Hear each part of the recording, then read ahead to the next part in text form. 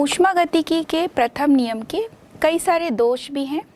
जैसे ऊष्मागतिकी का जो प्रथम नियम है ऊष्मा एवं कार्य के मध्य संबंध को दर्शाता है, परंतु अभिक्रिया संभव है या नहीं इस चीज को बताने में असफल रहा।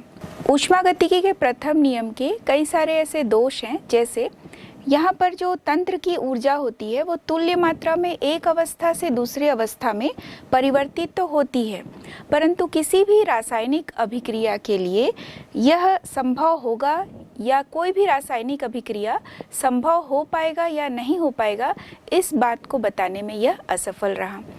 ऊष्मागतिकी का जो प्रथम नियम है यह ऊष्मा एवं कार्य के मध्य संबंध को दर्शाता है, परंतु ऊष्मा के प्रवाह की दिशा को यह नहीं बता पाता है। इसी तरह से जो अगला इसका दोष है वो ये भी है कि ऊष्मा कार्य में परिवर्तित होती है। जितना कार्य तंत्र द्वारा किया जा रहा है वो अवशोषित ऊष्मा के बराबर ही है, परंतु यह किन परिस्थितियों में होगा ये बता पाना संभव नहीं है। तो ऊष्मागतिकी के प्रथम नियम के कई सारे दोष हमने देखे। तो ऊष्मा कार्य के मध्य संबंध का पता है, परंतु अभिक्रिया संभव है या नहीं है ये पता नहीं चल पाता है। किन परिस्थितियों में अभिक्रिया हो पा रही है ये भी पता नहीं चल पाता है। तो ऊष्मागतिकी के अन्य नियमों को समझने के लिए कई सारे और छोटे छोटे पद हैं जिन्हें हमें जानना है। तो सबसे पहले हम जानेंगे स्वतः अभिक्रिया क्या होती है। स्वतः अभिक्रिया ऐसी अभिक्रिया होती है जो अपने आप होती रहती है। इसे करने के लिए किसी भी बाह्य कार्य की आवश्यकता नहीं होती है या कोई भी बाहरी साधन के बिना हेल्प के ही यह अभिक्रिया हो सकती है।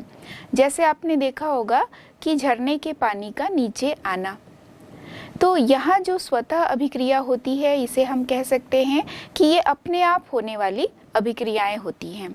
तो जो स्वतः अभिक्रियाएं होती हैं उसमें कई सारे ऐसे भी उदाहरण आप देखेंगे जो अपने आप होती हैं और कुछ ऐसे भी स्वतः अभिक्रियाएं होती हैं जो अपने आप संभव नहीं हो पाती हैं। तो स्वतः अभिक्रियाएं ऐसी अभिक्रियाएं होती हैं जो एक ही दिशा में चलती हैं, लेकिन अगर इसे विपरीत दिशा में चलाना है तो इसमें कार्य करना पड़ता है।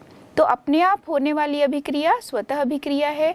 इसे हम प्राकृतिक अभिक्रिया भी कह सकते हैं। तो इसके कुछ उदाहरण हैं, जैसे झरने के जल का ऊपर से नीचे आना।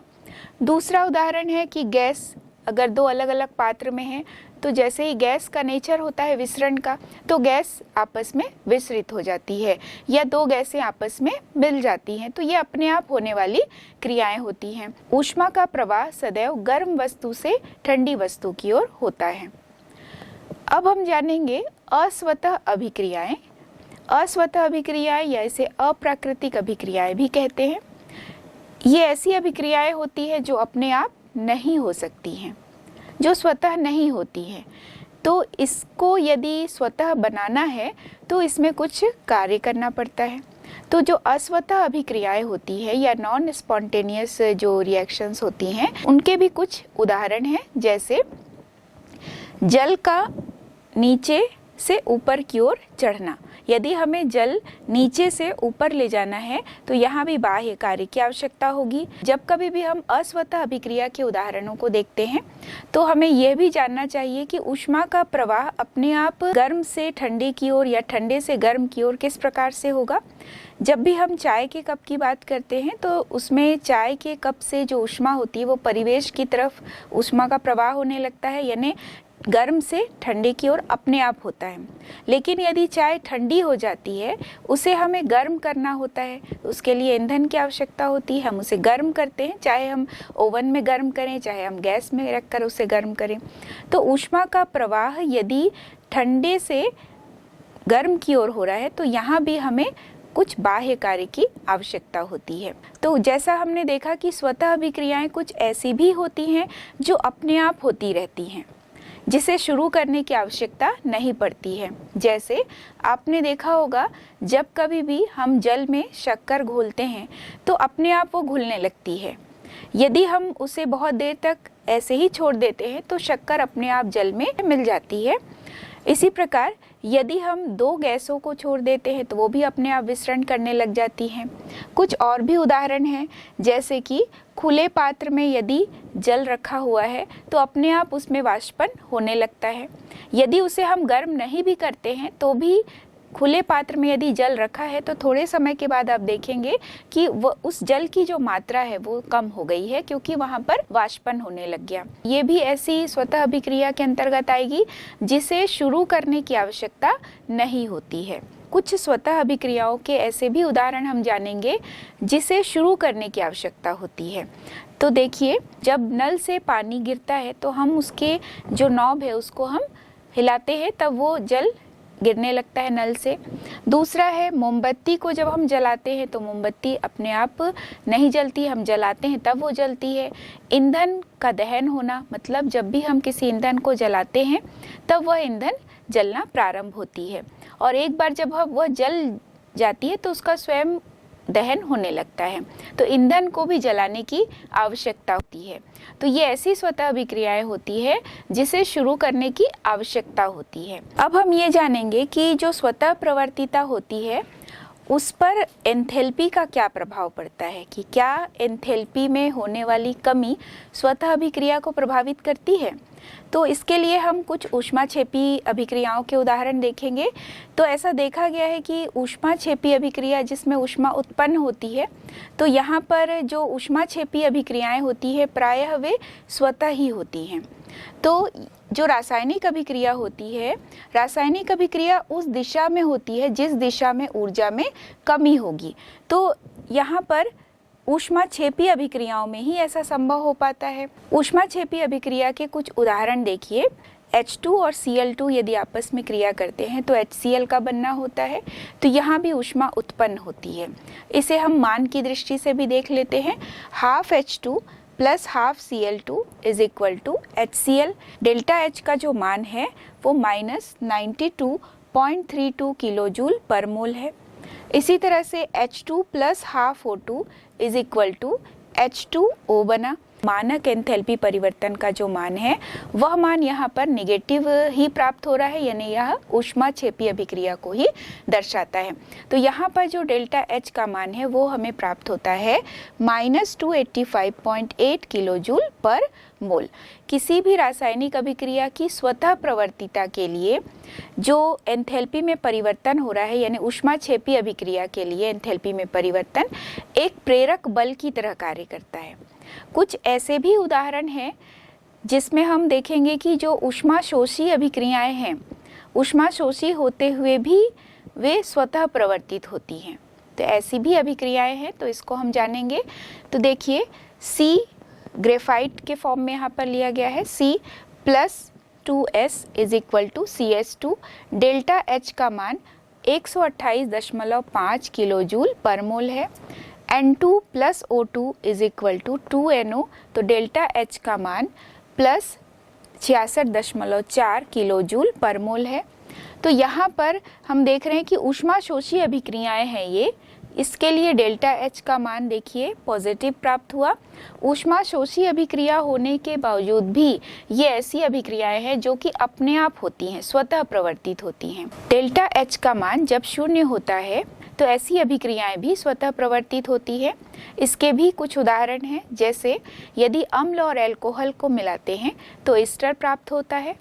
दूसरा उदाहरण है कि जब भी गैसों को मिश्रित किया जाता है या दो गैसें जो आपस में क्रिया नहीं करती हैं उन्हें जब मिलाया जाता है तो वे आपस में मिश्रित हो जाती हैं, क्योंकि गैसों का गुण ही होता है मिश्रण का।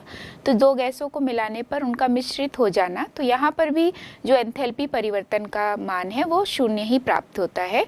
तो यहाँ ये सारी अभिक्रियाएं स्वतः प्रवर्तित होती हैं। स्वतः प्रवर्तिता में हमने देखा कि एंथैल्पी परिवर्तन में कमी या एंथैल्पी में होने वाली कमी किस तरह उसके लिए प्रेरक बल की तरह कार्य करता है, लेकिन कई उदाहरण ऐसे भी देखने को मिलते हैं जहां पर एंथैल्पी परिवर्तन का स्वतः प्रवर्तिता से कोई संबंध नहीं होता है। तो इसके कुछ उदाहरण हैं। यहाँ पर हम देखते हैं कि दो अलग अलग गैसें ली गई और ऐसी गैसेस को लिया जा रहा है यहाँ पर जो आपस में क्रिया नहीं करती हैं। दोनों गैसें एक दूसरे से पृथक है। जैसे ही इस कॉर्क को खोला जाएगा ये गैसें आपस में विसरित होने लगती हैं, और ये तब तक इनका विसरण चलता रहता है जब तक दोनों बल्ब में साम्यावस्था की स्थिति नहीं आ जाती है। अर्थात दोनों जो बल्ब है, यानी ए गैस वाला बल्ब और बी गैस वाला बल्ब, ये दोनों ही एक दूसरे में विसरित हो जाती हैं। अब जब हम देखेंगे, जब साम्यावस्था की स्थिति आती है तो दोनों ही तरफ दोनों गैसों का मान समान रूप से है, क्योंकि दोनों विसरित हुई है। एक ए से बी की तरफ भी गैस का प्रवाह हुआ है और बी से ए की तरफ भी गैस का प्रवाह हो रहा है। तो यहाँ पर एंथैल्पी परिवर्तन का कोई प्रभाव नहीं पड़ता है स्वतः प्रवर्तिता पर। यहाँ पर हम देखेंगे कि चूंकि गैस का विसरण हो रहा है तो अव्यवस्था बहुत अधिक बढ़ रही है, रैंडमनेस बढ़ रहा है। तो ये जो फैक्टर है वो यहाँ स्वतः प्रवर्तिता के लिए जिम्मेदार है। इसी तरह से जब भी हम एक बीकर में जल लेकर उसमें स्याही की कुछ बूंदें डालते हैं तो हम देखते हैं कि उस बीकर में पूरा जो स्याही है, वो जिस भी रंग का स्याही होगा, बीकर का जो जल है वह भी स्याही के रंग का ही हो जाता है। भले ही यह क्रिया बहुत धीमी गति से होती है, लेकिन कुछ समय के बाद हम देखेंगे कि जो बीकर में रखा हुआ जल है वह स्याही के रंग का हो जा रहा है। तो ये जो क्रिया है ये भी अव्यवस्था को दर्शाता है, क्योंकि जैसे ही स्याही की एक बूंद को जल में डाला गया तो सारे जो कण हैं वो विसरित हुए। तो यहाँ भी कहीं ना कहीं अव्यवस्था बढ़ रही है, यादृच्छिकता बढ़ रही है। तो किसी भी तंत्र में जो यादृच्छिकता बढ़ना या किसी भी तंत्र में अव्यवस्था का बढ़ना, अव्यवस्था की मात्रा का अधिक हो जाना, यहाँ से एक नए टर्म की शुरुआत होती है और वो है एंट्रोपी। तो कुछ ऐसे और भी उदाहरण हैं, हम देखते हैं जहाँ अव्यवस्था बढ़ती है। जैसे 2HgO से 2Hg प्लस O2 का बनना। तो 2HgO या HgO जो है वो यहाँ पर सॉलिड स्टेट में है और Hg गैसियस फॉर्म में है और ऑक्सीजन तो गैस ही है। सॉलिड से गैस की तरफ जा रहे हैं, जो इसके पार्टिकल्स हैं वो एक दूसरे से आकर्षण से मुक्त है, अव्यवस्था अधिक है। तो यहाँ पर भी हम देख रहे हैं कि अव्यवस्था बढ़ रही है। दूसरा उदाहरण है अमोनियम क्लोराइड, जो कि सॉलिड स्टेट में है। जैसे ही उसको जल में घोला जाएगा, यानी उसका एक्वस सॉल्यूशन बनाते हैं, तो वो अपने आयनों में विभक्त हो रहा है। तो यहाँ भी हम देखते हैं कि अव्यवस्था बढ़ रही है, क्योंकि सॉलिड स्टेट था, सॉलिड से एक्वस और गैसियस स्टेट में आ रहे हैं। तो जैसे जैसे अव्यवस्था बढ़ रही है तो अव्यवस्था बढ़ने से इस तंत्र की जो स्वतः प्रवर्तिता है वह भी प्रभावित होगी। तो यहाँ पर हम एक नए टर्म को पढ़ेंगे, वह है एंट्रोपी। इसे S से दर्शाया जाता है। यह ऊष्मागतिकी का एक ऐसा पद है जो तंत्र की अव्यवस्था की माप होती है, या हम कहें कि यादृच्छिकता की माप या अव्यवस्था की मात्रा को मापने का एक पद है। तो जितना ज़्यादा तंत्र अव्यवस्थित होगा, एंट्रोपी का मान उतना ही अधिक होता है। एंट्रोपी एक अवस्था फलन होती है। एंट्रोपी पद को S से दर्शाया जाता है, जो प्रारंभिक अवस्था और अंतिम अवस्था पर निर्भर करती है किसी भी तंत्र के। जो प्रारंभिक अवस्था और अंतिम अवस्था पर निर्भर करे ऐसे जो गुण होते हैं उसे हम अवस्था फलन के रूप में नापते हैं। केवल एंट्रोपी का मापन करना संभव नहीं हो पाता है, सदैव हम एंट्रोपी परिवर्तन का मापन करते हैं। तो हम कह सकते हैं कि एंट्रोपी मापनीय नहीं है, लेकिन एंट्रोपी परिवर्तन मापनीय है। जब हम एंट्रोपी की बात करते हैं तो S होता है, और जब हम एंट्रोपी परिवर्तन की बात करेंगे तो वह होगा डेल्टा S। तो डेल्टा S बराबर होगा अंतिम अवस्था में एंट्रोपी परिवर्तन माइनस प्रारंभिक अवस्था में एंट्रोपी परिवर्तन। तो चूंकि एंट्रोपी परिवर्तन के द्वारा हम ये माप सकते हैं कि किस तरह से किसी भी अवस्था में परिवर्तन हो रहा है, तो एंट्रोपी परिवर्तन को समझने के लिए हम एक बहुत अच्छा उदाहरण लेते हैं जो हमारे जीवन से जुड़ा हुआ है। सबसे पहले हम जल की 3 जो अलग अलग भौतिक अवस्था है, जल, ठोस के रूप में है तो बर्फ, और यदि जल वाष्प को लें तो तीनों जल का ही रूप है। यहाँ H2O के फॉर्म में ही इसे हम लेंगे, रासायनिक संगठन इस सभी का H2O ही होगा।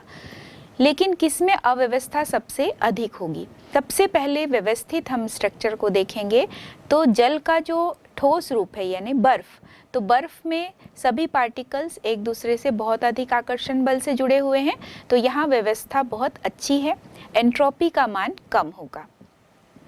दूसरी स्थिति आती है जब बर्फ पिघलने लगता है। यहाँ पर कणों के मध्य जो आकर्षण बल है वो थोड़ा कम हो जाता है।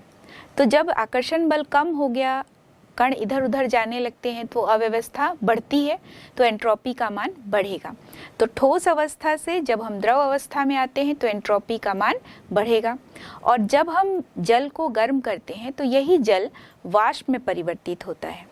तो जल जब वाष्प में परिवर्तित होता है तो वाष्प में परिवर्तित होने पर उसमें कणों के मध्य जो आकर्षण बल है वो और कम हो जाता है, अव्यवस्था और अधिक हो जाती है, तो एंट्रोपी का मान बढ़ जाता है।